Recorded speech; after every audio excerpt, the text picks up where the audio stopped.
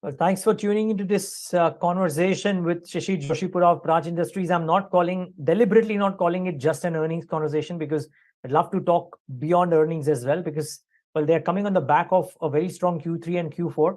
So if I throw a ball of earnings, then Shishir Joshipura will hit it out of the park as a half volley. Shishir, great having you. Thanks for joining in. And congratulations on a very strong second half, arguably a fairly strong FY23 as well. Things worked out as per plan, or were you hoping for something better? Thank you, Neeraj. Thank you for the kind words. And well, as I said some time ago when we met, that this is going to be a year of two halves. First half, where we are still having a huge volatility and price variations on the commodity side. So that was something that, on a best effort basis, we were still not happy with what was happening. And I told you that what we're doing now will also help us in H2, and that's sort of borne out. So from that perspective, a happiness.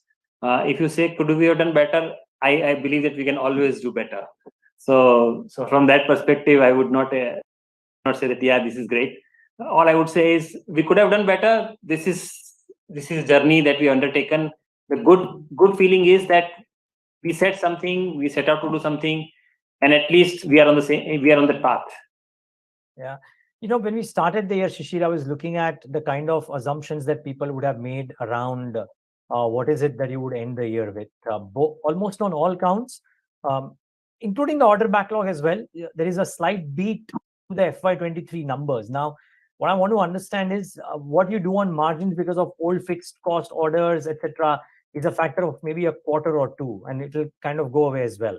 I would love to understand from where you're sitting right now as you look out to FY24, how exciting are things looking both on the numbers delivery front, the order backlog front, part one, and part two on a number of other initiatives that you're doing? Because, I remember, a long question, but I remember a conversation that we had at the start of quarter one, when you admittedly told me that, CBG was moving great, but then there's a bit of a stop. Now it seems that it is coming back with a bang. Yes. So let me start with the second half of the question first. So what's happening on the energy landscape in the world, India as well, is something very, very exciting. We call it the phenomenon of energy transition and climate action, which is really shifting the way the whole world, industry, governments, people alike, are viewing the use of energy, B, production of energy, and C, the source of energy. And I think all the three are taking a tectonic shift in terms of how we have dealt with it so far versus what we're going to see as future unfolds. So very clearly, the focus is on understanding what actions, what interventions would actually lead to lower greenhouse gas emission based energy. So I don't think anybody is making a statement that, you know what, you're a developing country, so use less energy. We clearly understand that countries like India, as they start to grow their economies, per capita energy consumption can only go in one direction, which is up. Having said that, do we need to make the same mistakes that some other countries in the world made, or we can learn from their mistakes and become much better as we move forward? And I think that's the choice that we have made. I'm very happy that our government has actually created a very, very positive and for driving more sustainable energy forward. That to me is a big excitement, and that opens up the whole world of opportunities, as I call them. When we met last, we were still talking about mobility on ground. As you probably noticed, we can now also talk of mobility in air. We just flew a flight of Air Asia from Pune to Delhi last week, which is based out of. So I was telling somebody, I said, do you know that this was a sugarcane standing in the field somewhere in Maharashtra that we converted to a fuel that could take a flight from here to Delhi? And I think that's a big recognition of the technology. We have proven that is possible. And more important from India's perspective, that we have created a solution that's scalable. That's the most important part, that this is scalable, and it really has benefits for multiple stakeholders. So that's the one part. On the numbers front that you asked, yeah, we are pretty excited with where we are finding ourselves. We know that a whole host of opportunities was operating. I was telling somebody in the earlier call that our chairman had sort of told us that, guys, you need to think. We were thinking a couple of years ago as a single feedstock, single product company, put in molasses and take ethanol out kind of thing. He said, time is coming when we need to think very differently in terms of multi feedstock, multi products, and that's what is going to play out now. CBG still continues to be a little bit of on and off game, but I'm sure it's more on and less off now compared to before. But SAF is another entrant which we will see at least in a 3 to 5 years kind of a time frame develop into something very, very strong, because that's a very definitive need. There is an agreement in place. India is signatory. 2% blending is a given from 2027. So those are the positive dimensions. We have the technology proven. We have the feedstock as a country. So we do tick many boxes. So in terms of energy transition, great time ahead. Yeah, great time. And Shishir, I'd just love to understand, one, just because of the fact that there are multiple options which the whole world is working on, and the size of India allows you to kind of build out something which can be used in a large proportion within India and then serves as a template for use globally as well. So how can there be a hockey stick effect in terms of adoption of technologies that Praj is giving out to India and the world in terms of acceptance over the course of the next 2 or 3 years? Or are you yourself aiming for a steady state growth rate, because these are also difficult technologies to master and put out in the first place? So Neeraj, I think both are true in the sense that anything which is new tech is it has its own set of issues that need to be resolved, right? You need to be able to scale it up, you need to be able to replicate it, it needs to work reliably, and then of course it needs to be commercially viable. So those challenges remain for any new technology for that matter. But once we have done that in a home market, which is the advantage that we get, that India being a very large country with immense possibilities, we can, sorry to use this word, but we can do a low-cost experimentation of sorts. We can develop the technology at a much lower cost of development compared to, say, I would do that in a developed part of the world, right?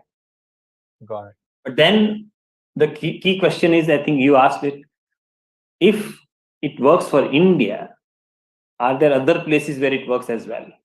And the greenhouse gas emission problem is pretty global. Okay.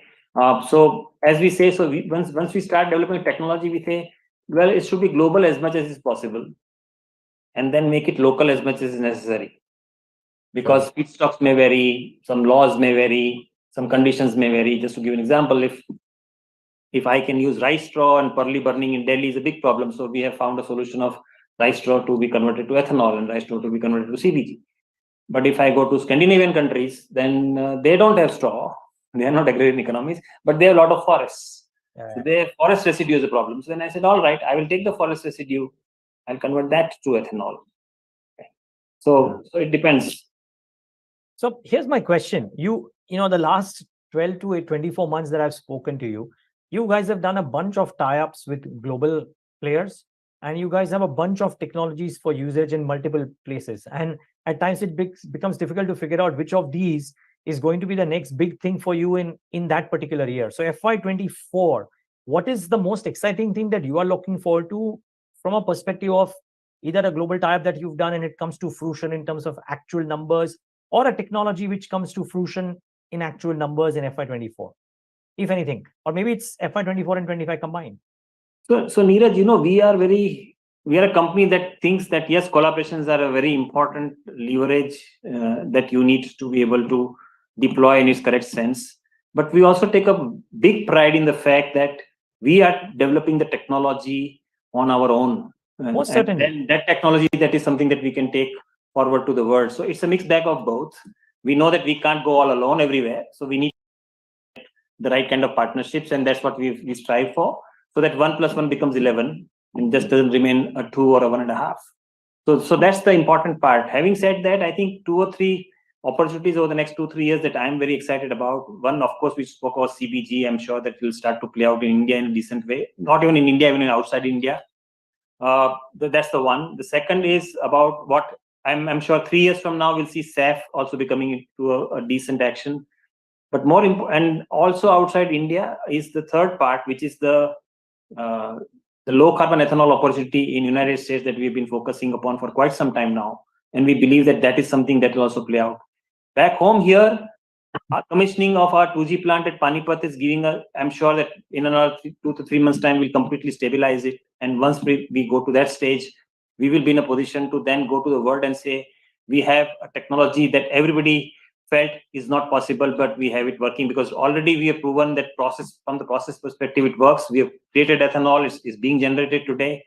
But to run it on a steady state, high reliability, high performance basis, over the next 2 to 3 months is what our team will work with IOCL to actually make that happen. So we are very, very confident that what we have put on the ground in terms of demonstration technology pieces with our customers in India, we will be able to take it global. And that's what is exciting me, that we are probably reaching an inflection point where, and this was just one example, modularization is another example where we can take a lot of our competence abroad, which will actually start driving a big part of our order book as we move more and more towards international order book. So is there a target that you have in mind, Shishir, for what your order book numbers could look like, say 12 months out? Well, we do have, Neeraj, but I'm not allowed to speak out because that's the policy of the company, that we don't give a number out for the year. And I think we have learned it hard way that, nobody can actually predict the future. But what I would definitely want to share with you is, if you look at the way the landscape is developing, the low carbon opportunity, the biogas opportunity, the 2G opportunity in Europe, the 2G opportunity based on bagasse in India, that's a big change that we are likely to see this year. That a lot of sugar mills which currently have the feedstock available with them from their sugar crushing operations, they are obviously looking to find higher value added ways of utilizing the bagasse, instead of it just being a power plant. So I think that's where we will start to see some traction build as well. So really speaking, we have to make choices in what all areas we will say yes to and what all areas we will say no to. And there are many of these expanding horizons, and that's the deliberation that we are having today, saying where is it that we'll focus for the next 12 months and the 24 months, because we also understand that as a leader in the industry, we also have a responsibility to ensure that we don't stay only short-term focused, but we also go and focus on the development part. Maybe it's a good problem to have.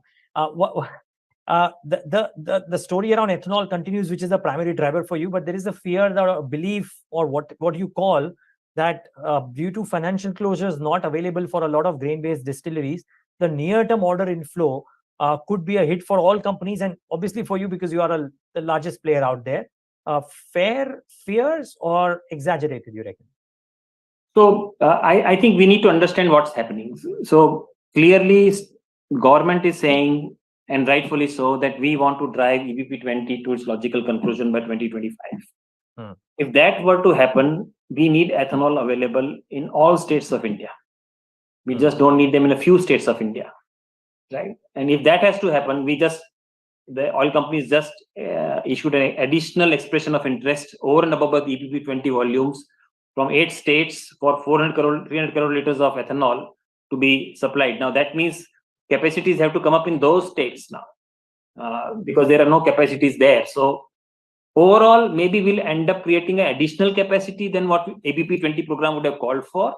But now, because of this mismatch between where ethanol is needed versus where it is produced, I think that's the key part. So government is rightfully so, policy is driving, state governments are waking up, they are making policies to attract investment in that field, because everybody has realized the immense benefit this creates for almost every element of the society, every member of the society, starting all the way rural to environment. Right? So given that as a scenario, we'll probably end up seeing a higher than EBP 20 ethanol capacity generation in the country over the next 3 years.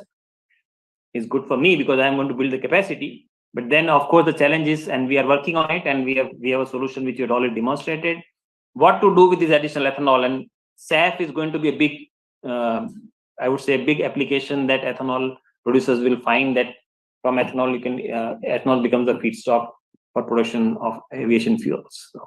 Got it. But therefore, is there a near-term hiccup to order flows coming in because of the state policy or otherwise?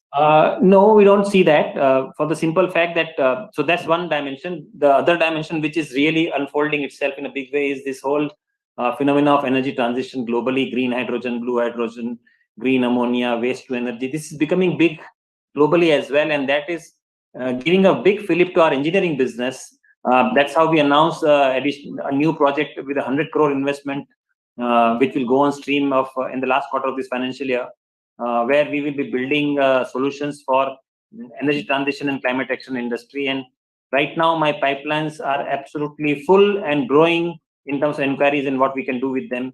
So maybe if it's not that it's only, and that's the change, that it's not only an ethanol game anymore. I think it's going to be a derived application of ethanol, the energy transition, the climate action, and waste to energy. All of these will combine on one hand on the energy landscape to create a much broader runway for us to run from, rather than just a single lane. Well, which is very heartening to know. And this endeavors, we wish you all the best, because you are truly playing a part in improving the carbon footprint in the world, if you will. So all the best for that. Shishir Joshipura, thank you so much for taking the time out and speaking to us today, and all the best for the quarters ahead. Thank you, Neeraj. Lovely speaking with you as always. As always. And viewers, thanks for tuning in.